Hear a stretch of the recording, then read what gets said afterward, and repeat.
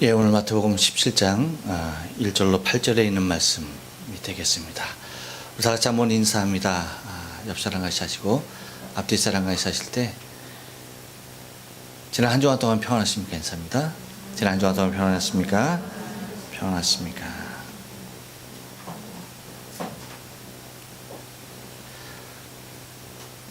우리 속담에 이가 없으면 잇몸으로라는 말이 있습니다.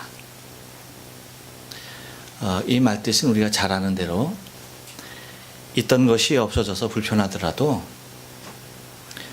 없는 대로 참고 살아간다는 뜻입니다. 그래서 다 살기 마련이다라고 하는 그러한 의미로 쓰여지고 있습니다. 속담뿐만이 아니라 우리에게 주어진 환경에서도 마찬가지입니다. 요즘 많은 대체 에너지 연구가 활발히 진행되고 있는 것을 바라보게 되어지고 그 덕분에 우리는 매우 안락한 삶을 누리게 됩니다.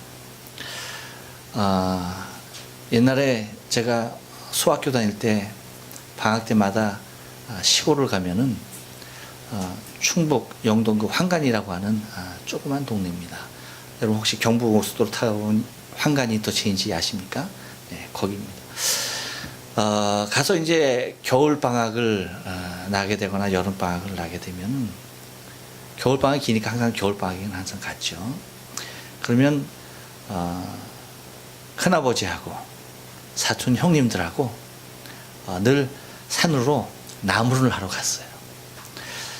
나무를 하러 가서 나무를 이제 합니다. 뭐 요만한 애가 뭐 시운이만한 애가 뭘 하겠어요, 그렇죠?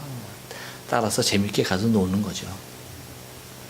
그런데 나무를 하는 것이 우리 집안에서만 하는 것이 아니라 동네 사람들이 모두가 다 나와서 그 산에서 나무를 하는 거예요. 그러다 보니까 산에 나무가 살아야 되는데 산에 나무보다 사람이 더 많은 듯한 그런 인상을 받을 정도로 당시에 산들이 매우 몸살을 앓고 있었던 그러한 것들이 지금 생각이 납니다. 그러면서 이제 그 나무 시대를 거치면서 이제 석탄으로 바뀌죠. 그렇죠? 대체 에너지가 나오죠. 이제 석탄이 이제 편리하고 좋긴 한데 이게 석탄이 내어 뽑는 그 공해가 이게 보통이 아닙니다. 그리고 온통 뿌예요. 제가 95년도에 94년인지 5년인지 잘 모르겠네요. 중국을 가봤어요. 중국을 갔는데 동네가 뽀예요. 그 석탄을 갖다가 다 떼다 보니까 집집마다 보니까 연기가 쫙 올라가는데 동네가 아주 그냥 안개 자육하듯이 쫙한 그런 모습을 봤어요. 이제 석탄의 시대도 지나죠. 석유가 개발되어지고 석유의 고갈이 오고 가는 가운데 여러 원자력 그리고 뭐 태양 에너지 이렇게 대체 에너지들이 수없이 많이 개발이 되어지고 있습니다. 그래서 미국에서 또 요즘은 셰일 석유 퇴적암에서 축출해내는 그 석유도 이제 또 활용화되어지고 있는 것을 바라보게 되어지죠. 그렇듯 여러분 그 에너지의 문제만 환경의 문제만도 아니에요. 또한 여러분 우리의 감당하는 우리의 사역적인 면에서도 우리는 그렇게 생각할 수가 있어요.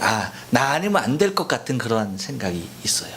제가 소학교 때 얘기를 오늘 좀 자주 하게 되는데 어렸을 때 어떤 생각 가운데 살았지 않았습니까? 우주는 나를 중심으로 해서 돌아간다고 생각했어요. 내가 있기 때문에 우주도 있는 거고 내가 없으면 아무것도 없는 거다. 아니 조그만 것이 어떻게 이렇게 자고 있는지 몰라요. 그래서 모든 것이 나를 중심으로 해서 돌아간다. 내가 있음으로 알면서 모든 것이 다 존재한다라고 생각을 했어요. 그래서 내가 없어지는 순간 이 모든 것이 다 없어진다라고 그렇게 믿었어요. 어디에서 나오는 이론이고 어디에서 나오는 배짱인지 하여튼 그렇게 생각을 하고 그렇게 생각하니까 정말 그런 것 같았어요. 근데 지금 와서 생각해 보니까 나 아니더라도 지구는 여전히 돌겠고요. 내가 아니더라도 하나님의 사역은 이루어지더라는 겁니다. 우리가 목요일, 금요일, 수요일은 물맷돌 암송을 했고요. 그 다음에 목요일, 금요일은 하나님의 나라 2차 세미나를 했습니다. 그때 우리가 알다시피 여러분 애굽에서 이스라엘 백성들을 이끌어낸 모세가 아니면은 도대체 이 많은 백성들을 어떻게 해서 가나안으로 데리고 들어갈까? 모세가 없는 이스라엘 과연 존재할 수 있을까? 어땠습니까, 여러분? 하나님은 모세가 아니더라도 또 다른 여호수아와 갈렙을 통해서 가나안을 정복하게 되더라는 것입니다. 나 아니면 안 되겠다라는 생각이 우리를 지배하고 있지만 나 아니어도 충분하게 되어지는 것을 바라보게 되어져요. 지금도 교회 안에 전자드럼이 있습니다. 16년 전에 저 긴시쪽 귓다구치에서 교회에서 처음 드럼을 샀어요. 전자드럼을 샀습니다. 요 리빙에서, 리빙 몇 층인지 모르겠어요. 리빙 몇 층인가 하여튼 거기서 전자드럼을 샀어요. 전자드럼을 샀을 때에 그 드럼을 갖다가 서일선 집사님이 맨 처음에 이게 좀 이렇게 치셨어요. 그리고 이제 그걸 갖다가 지금은 그 새 아들의 아버지가 된 산이에게 좀 전수를 했어요. 이렇게 치는 방법을 좀 이렇게 알려줬어요. 그랬더니 이제 그걸 갖다가 계속 두들기더니 그 녀석이 이제 쳤어요. 그러고 나서 그 이후에 산이가 계속 치다가 이제 산이가 또 이제 유학을 가게 되어지는 가운데 우리 이정경 씨가 산이 스승이기도 하죠. 사실은 와서 드럼을 얼마나 열심히 열정적으로 봉사했는지 몰라요. 그래서 굉장히 그 자리를 빛내 주었습니다. 그러고 나서 송현정 집사님도 또 한때 드럼을 쳤고 또 이제 그 빈자리를 소윤이가 건반 우리 예진이와 함께 건반을 통해서 드럼을 쳤어요. 거기에 소라도 있었군요. 소라도. 하여튼 이렇듯이 쭉 쳐나가다가 우리 얼마 전에 한국으로 간 상현이가 한 2년 동안 또 드럼을 열심히 쳤어요. 그리고 상현이가 이제 한국으로 피치 못할 사정으로 들어가게 됐어요. 그 주일날 들어갔는데 그 다음 주일날 이제 드럼을 누가 칠까 했더니 다이스케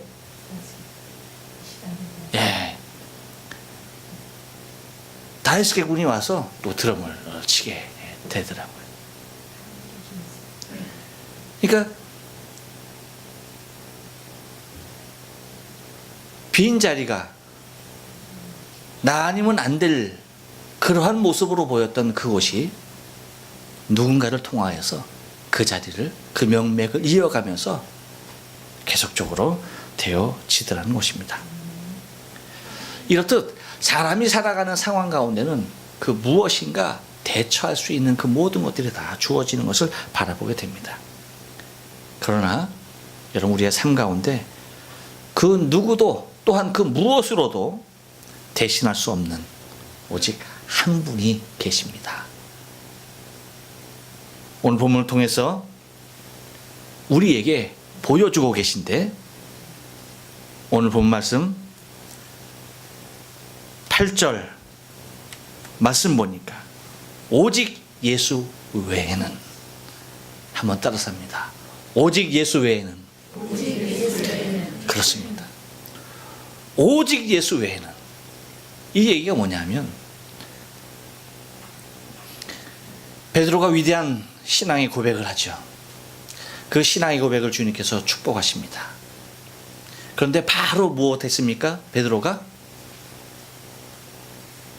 사단이 되어지죠. 그렇죠? 예수를 붙잡고 간하여 가로되 그리마옵소서, 그 일이 주님 당신에게 일어나지 않을 것입니다 라고 합니다. 그래서 주님께서 사탄아 내 뒤로 물러가라. 너는 사람의 일을 생각하고 하나님의 일은 생각지 않는 자로다 라고 하면서 갑자기 사단이 되어버립니다. 그 이유가 무엇이었어요? 믿음으로 섰다라고 생각하는 그 순간, 위대한 고백을 하는 그 순간 무엇이었습니까? 나 자신의 욕망이 그 위에 발동이 걸리고 나도 모르는 사이에 자신의 욕망을 위하여 달려가는 우리의 모습들을 베드로를 통해서 지난주에 살펴보았습니다. 그 일이 있은 지 6일 되는 날, 엿새 후에 예수님께서 베드로, 야고보, 요한 이 세 제자를 데리고 높은 산으로 올라갑니다. 그리고 그곳에서 기도를 하십니다. 제자들은 여느 때와 달리 잠을 잤겠죠. 그런데 갑자기 자기도 모르는 어떤 느낌 가운데 잠들어 있는 그들에게 희한한 현상이, 느낌이 오는 것입니다. 눈 떠서 보는 순간 예수님께서 너무나 빛이 나시고 하얀 모습으로 발광체로 바뀌어져 있는 주님을 바라보게 됩니다. 그것뿐만 아니라 모세와 엘리야가 거기서 함께 대면하고 함께 이야기하는 그 모습을 바라보게 되어져요. 그것을 바라보는 순간 베드로가 황홀경에 빠집니다. 그래서 뭐라고 말합니까? 주여 여기가 좋사오니 여기에다가 초막 셋을 짓겠습니다. 하나는 주를 위하여 짓고 하나는 모세를 위하여 하나는 엘리야를 위하여 하겠습니다 라고 얘기합니다. 그때 갑자기 하늘에서 구름이, 밝은 빛을 발하는 구름이 덮이더니 거기에서 하나님의 음성이 들립니다. 뭐라고 들립니까? 예, 이는 내 사랑하는 아들이요 내 기뻐하는 자라. 너희는 저의 말을 들으라. 그 음성 가운데 엎드려지고 두려워하는 그를 주님께서 손을 대시면서 안심하라라고 하면서 일으키시며 일어나서 예수를 바라보는 순간 모세도 없고 엘리야도 없고 오직 예수 외에는 아무도 없는 현장이 오늘 본문의 내용입니다. 그렇습니다, 여러분. 이 땅에 우리의 인생의 삶을 살아갈 때에 우리는 다른 부분에서, 다른 분야에서 수없이 많은 것으로 다른 모습으로 대처해서 그 무엇인가를 활용할 수 있지만 정말 예수 외에는, 오직 예수 외에는 되지 아니하는 일들과 오직 예수 외에는 그 일이 감당되지 아니할 일들이 자리하고 있는 것을 바라보게 됩니다. 예수 그 자리에 그 누가 있다 하더라도 그 일이 감당되지 아니하는 것입니다. 그래서 오직 예수 외에는 이라고 할 때에 우리가 그 의미를 오늘 본문을 통해서 좀 살펴보면서 은혜를 나누기를 원합니다. 오직 예수 외에는 한번 따라서 합니다. 진정한 왕이 없습니다. 그렇습니다. 오직 예수님만이 진정한 왕이심을 믿습니까? 2절 말씀 보니까 이렇게 말합니다. 저희 앞에서 변호사 그 얼굴이 해같이 빛나며 옷이 빛과 같이 휘어졌더라 라고 얘기합니다.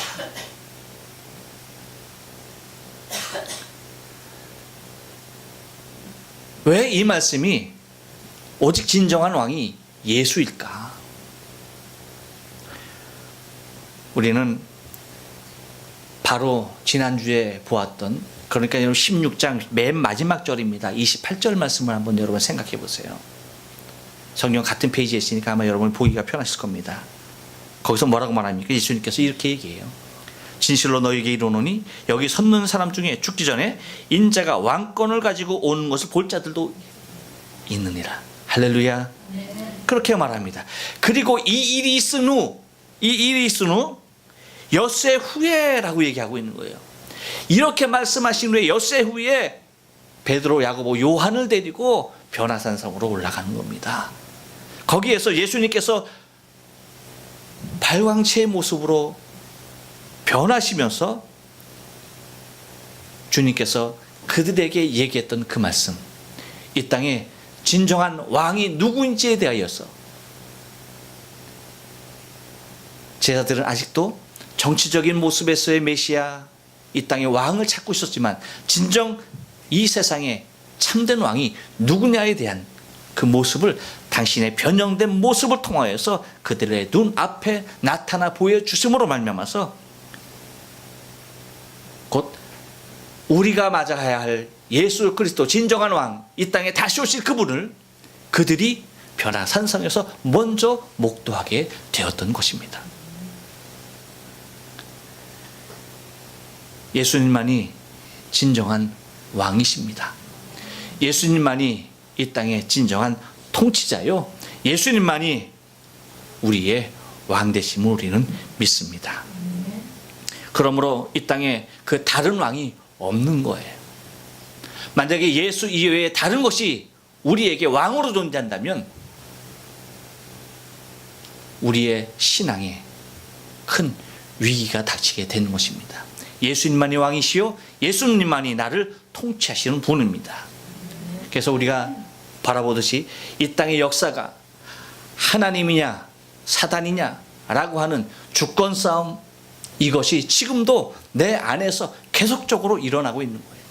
예수가 과연 나의 왕이시냐, 예수가 나의 모든 주권을 가지신 분이시냐 라고 하는 그 모습 가운데 예, 주님만이 나의 왕이십니다 라고 고백할 수 있는 우리의 신앙이 되어지는 것입니다. 예수만이 나의 왕이십니다, 예수 외에는 진정한 왕이 없습니다 라고 그렇게 말할 수 있는 우리의 신앙이 되어져야 할 줄로 믿습니다. 또 한 번 따라 삽니다. 여러분, 오직 예수 외에는 한 번 따라 삽니다.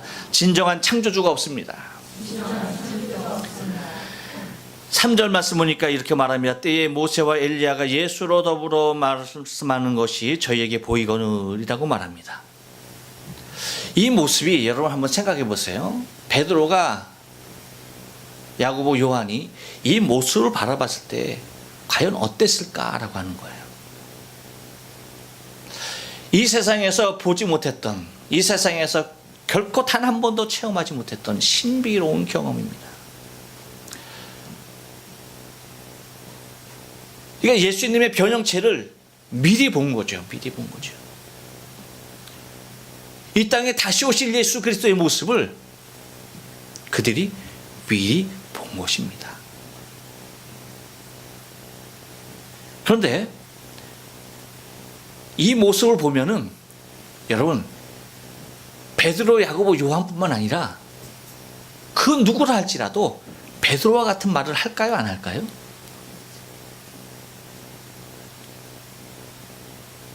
그 누구라도 베드로와 똑같은 이야기를 할 것 같아요. 왜요? 여러분, 우리가 하나님의 나라에 있는 그 모습이거든요.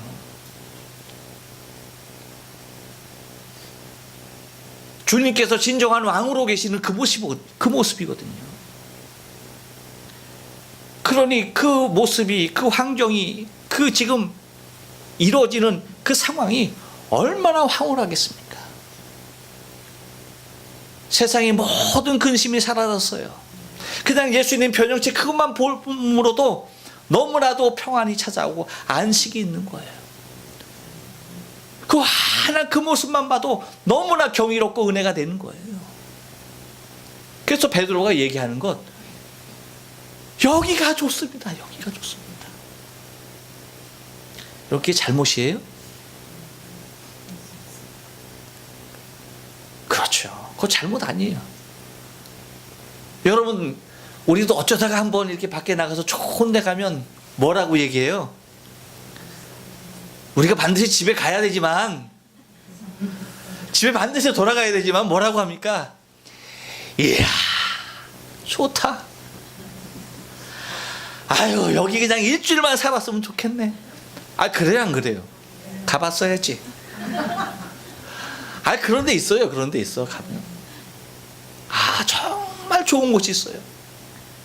여러분 이 땅에서도 그런 곳이 정말 여기 살았으면 좋겠다라고 생각하는데 하물며 주님께서 통치자로 계신 주님께서 변형체로 임재하고 계신 그곳에 거기가 얼마나 좋겠느냐라고 하는 것입니다. 그러니까 여기가 좋사오니 여기다 초막을 짓겠다는 것입니다. 근데 하늘에서 베드로의 말이 잘못됐다라고 하는 것을 이야기하고 있죠.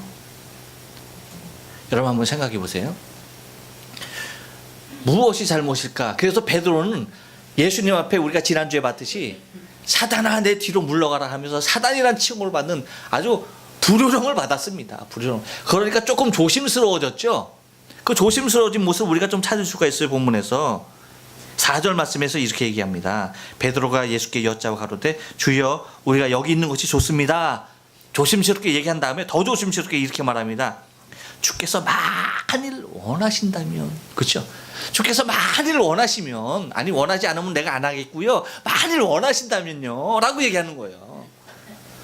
또 사단이 될까봐 아주 조심스럽게 말합니다. 내가 만일 주님이 원하신다면, 사실은 누가 원하는 거예요? 지가 원하는 거야. 내가 원하는 거야. 근데 이제는 그렇게 했다간 또 어떻게 될지 몰라요. 무슨 봉변이 나갈지 몰라. 그러니까 조심스럽게 누구를 물고 들어가는 거예요? 또 주님. 그러니까 어떻게 한다는 거예요? 주님. 그러니까 좀 어떻게 좀 해주세요. 라고서 애교성의 발언을 하는 것입니다. 근데 여러분 그 상황을 미뤄봤을 때 그것은 베드로가 전혀 잘못된 것이 아니죠. 얼마나 좋겠습니까? 베드로뿐만 아니라 아까 말씀드렸지만 누구라도 그 말 할 거예요. 아니 우리는 초막을 짓겠다고 하겠습니까? 대궐을 지을 테니까 주님 여기 있죠 라고 얘기했을 거예요. 그런데 문제는 뭐냐면 베드로가 초막 셋을 짓겠다는 거예요. 이게 잘못된 거죠. 왜 초막 셋을 짓는 것이 잘못된 겁니까? 왜요? 베드로도 있고 야고보도 있고 요한도 있으니까 6개를 짓겠습니다 라고 했어요. 옳다는 얘기입니까? 아니죠. 그럼 더 잘못된 거죠. 초막 셋을 짓겠다는 것은 분명히 베드로가 말합니다. 하나는 주를 위하여, 하나는 모세를 위하여, 하나는 엘리야를 위하여 하겠습니다. 이 말은 예수님과 엘리야와 모세를 동격으로 봤다는 거예요. 물론 여러분 모세 하나님 앞에 율법을 받은 자입니다. 율법의 대표성을 가진 자예요. 엘리야 예언 선지자의 대표성을 띈 인물입니다. 위대한 인물이죠. 우리가 그 사람들을 따라갈 수가 없죠. 하지만 주님은 뭡니까? 그 율법과 그 예언을 이루시고 성취하신 분이 예수 그리스도 곧 창조주 하나님인 것을 우리는 바라볼 수가 있어요.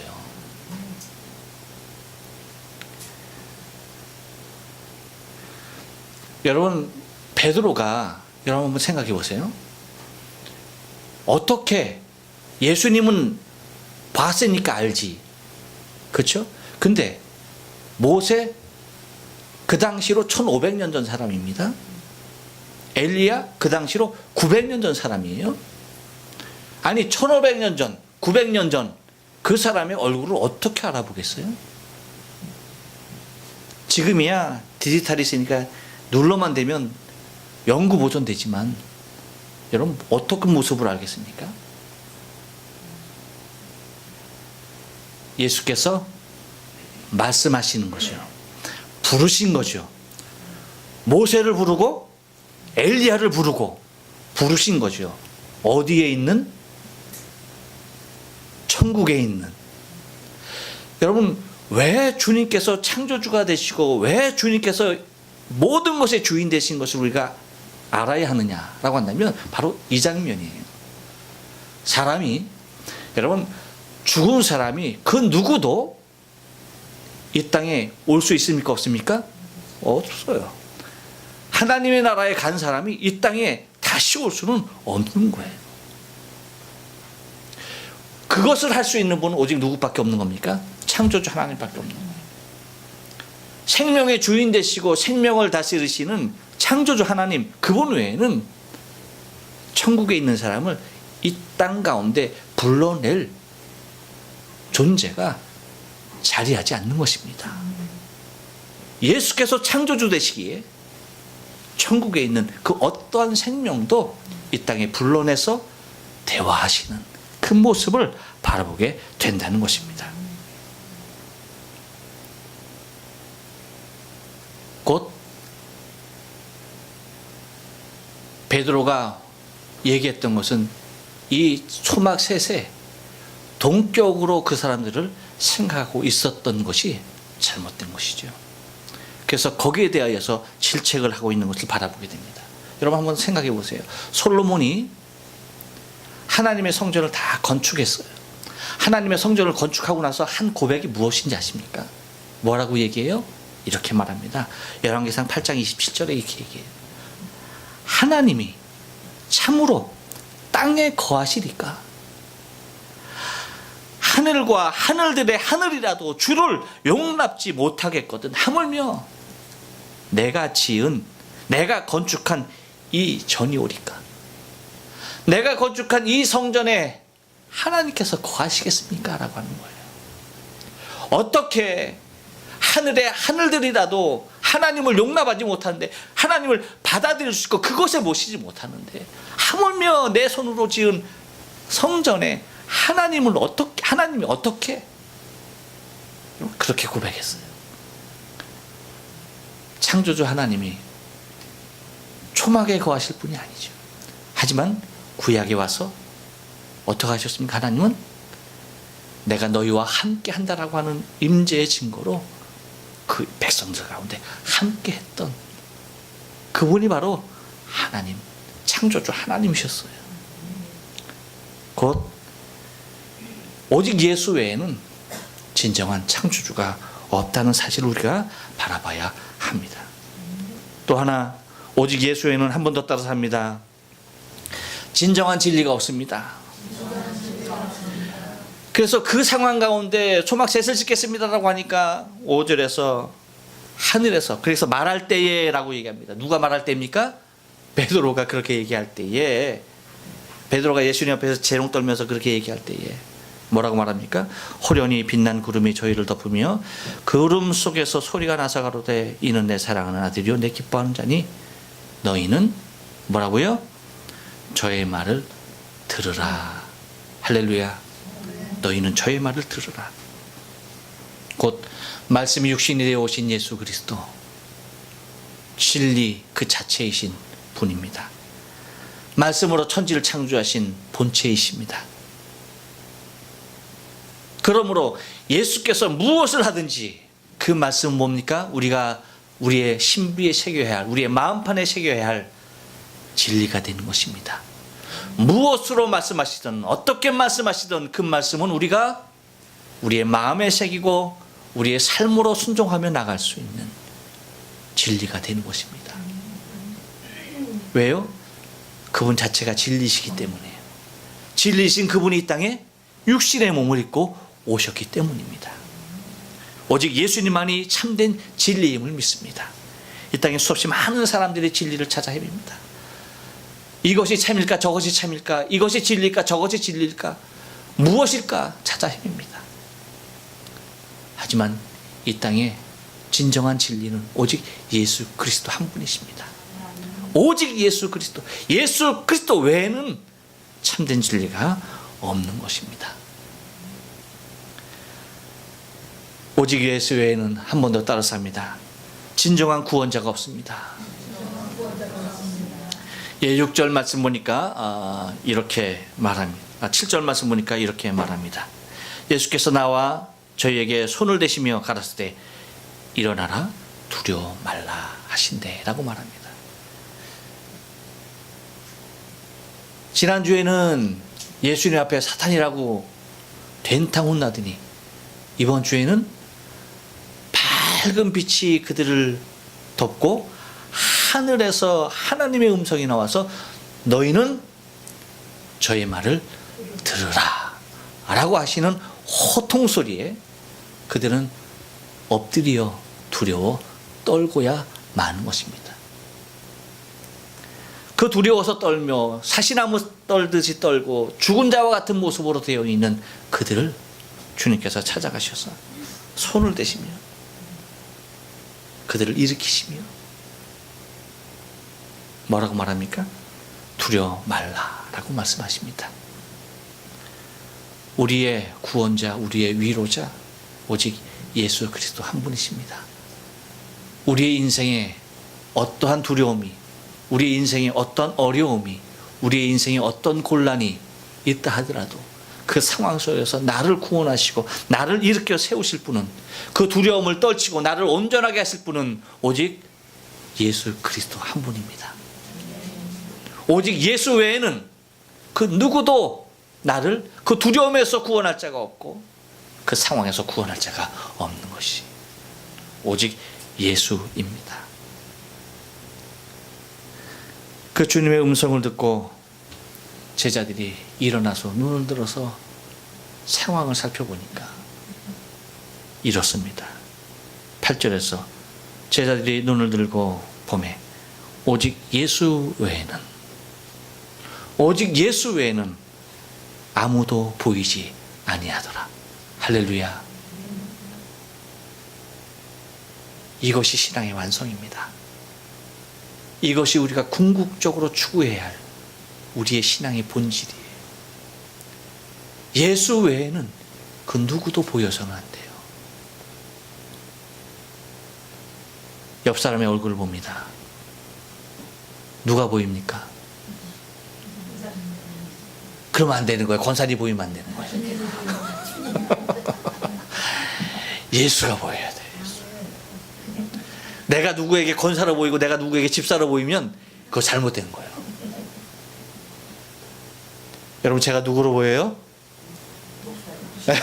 그래서 그럴 때 또 목사님으로 해야 돼.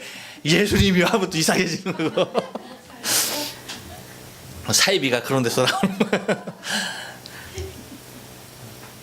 뭔 얘기입니까, 여러분?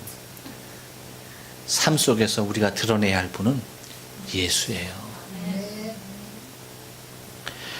변화산상에서는 예수님의 영광스러운 모습을 우리에게 보여주셨다고 한다면, 이제 우리의 삶의 현장 속에서, 세상에서는 예수님의 영광스러운 모습을 우리의 삶을 통하여 드러내야 하는 것입니다.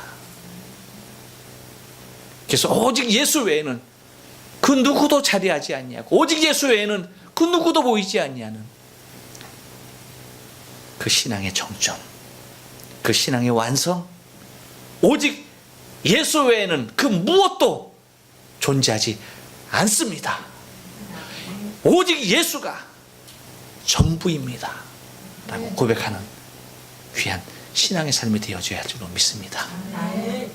기억하십시오. 오직 예수 외에는 그 무엇도 자리하지 않는 온전한 신앙 소유하는 저와 여러분의 신앙의 삶 되어지길 주님의 이름으로 축원합니다. 기도하십니다.